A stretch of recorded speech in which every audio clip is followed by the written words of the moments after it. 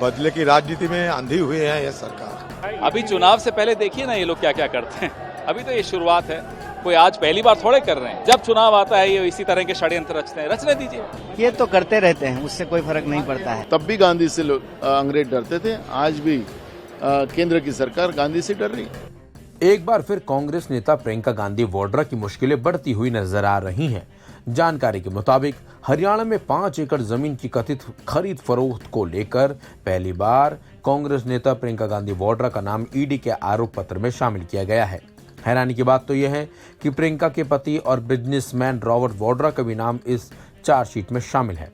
हालांकि उनमें से किसी को भी आरोपी के रूप में सूचीबद्ध नहीं किया गया है।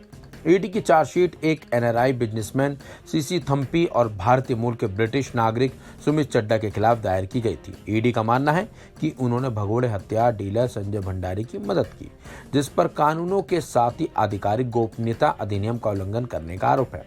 ईडी ने प्रियंका गांधी वाड्रा के दिल्ली स्थित रियल एस्टेट एजेंट एचएल पहावा के साथ लेन देन का जिक्र चार्जशीट में किया है।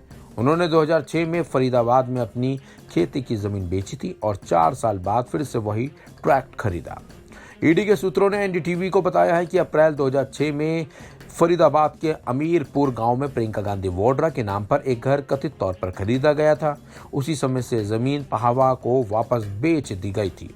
आपको बता दें, इस मामले में थम्पी को जनवरी 2020 में गिरफ्तार किया गया था और ईडी ने आरोप लगाया था कि वाड्रा का ये करीबी सहयोगी था।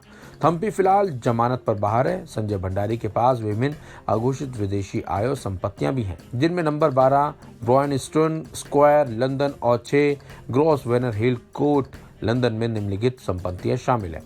ईडी की इस कार्रवाई के बाद विपक्ष भड़का हुआ है। विपक्ष का कहना है कि लोकसभा चुनाव से पहले इस तरह की हरकतें होती रहेंगी, ये कोई नई बात नहीं है। कांग्रेस सांसद अधीर रंजन चौधरी ने क्या कुछ कहा है और उन्होंने क्या कुछ आरोप लगाए हैं, आइए आपको सुनाते हैं।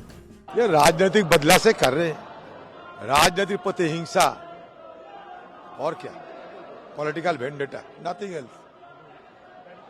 बदले की राजनीति में अंधी हुई है ये सरकार। तो कांग्रेस नेता पवन खेड़ा ने कहा कि ये तो सिर्फ शुरुआत है, देखिए चुनाव से पहले ये लोग और क्या क्या करते हैं। अभी चुनाव से पहले देखिए ना ये लोग क्या क्या करते हैं। अभी तो ये शुरुआत है, कोई आज पहली बार थोड़े कर रहे हैं। जब चुनाव आता है ये इसी तरह के षड्यंत्र रचते हैं, रचने दीजिए। तो वहीं इस मामले को लेकर कांग्रेस नेता कन्हैया कुमार का कहना है कि इस तरह की कार्रवाई से कांग्रेस को कोई फर्क नहीं पड़ने वाला है। एक लैंड रिलेटेड केस में प्रियंका जी को का नाम चार्जशीट में मेंशन किया ईडी ने। ये तो करते रहते हैं, उससे कोई फर्क नहीं पड़ता है। जबकि महाराष्ट्र कांग्रेस अध्यक्ष नाना पटोले की माने तो बीजेपी एक ऐसी पार्टी है जो कांग्रेस से डरती है। अंग्रेज जब गांधी से डरते थे और आज भी केंद्र सरकार गांधी परिवार से डरती है।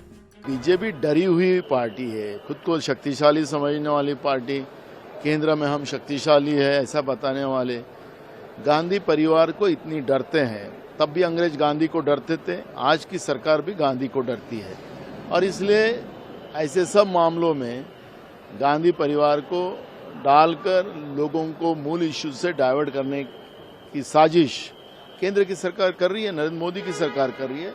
और इसलिए हमने कहा कि तब भी गांधी से अंग्रेज डरते थे, आज भी केंद्र की सरकार गांधी से डर रही है। प्रियंका गांधी पर हुई इस कार्रवाई से कहीं न कहीं कांग्रेस भड़की हुई है और केंद्र सरकार पर कई तरह के गंभीर आरोप लगाए जा रहे हैं, बल्कि इस पूरे मामले को लोकसभा 2024 के चुनावों से भी जोड़कर देखा जा रहा है। फिलहाल इस खबरों पर बस इतना ही। अपडेट्स के लिए बने रहिए वन इंडिया हिंदी के साथ।